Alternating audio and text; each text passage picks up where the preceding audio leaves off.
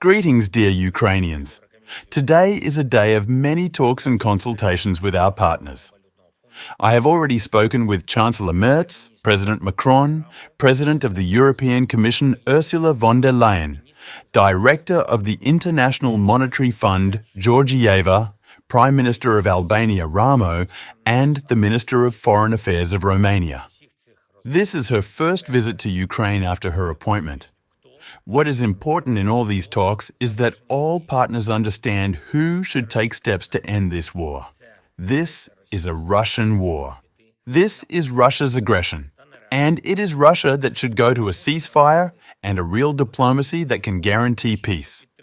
Ukraine is clearly supported, and I am very grateful to all partners for this.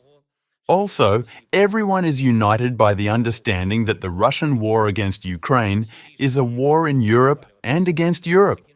All decisions that will be made to end this war, to guarantee security, are really about the whole of Europe, not just one person.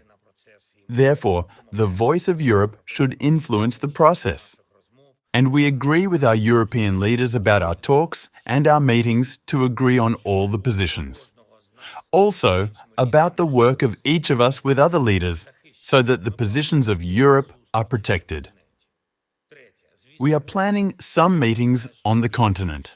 Third, of course, everyone knows for sure that the key decision in Russia is approved by one person, and that this person is afraid of the sanctions of the United States of America, and that it is fair for Ukraine to be a participant in this conversation. The war of Russia against Ukraine, against our independence, as a symbol of the independence of every European nation. So the format of meetings of leaders, is, in particular, a three-way format. And we talked about this in detail yesterday. About several two-way formats, about a three-way format, about all the possibilities.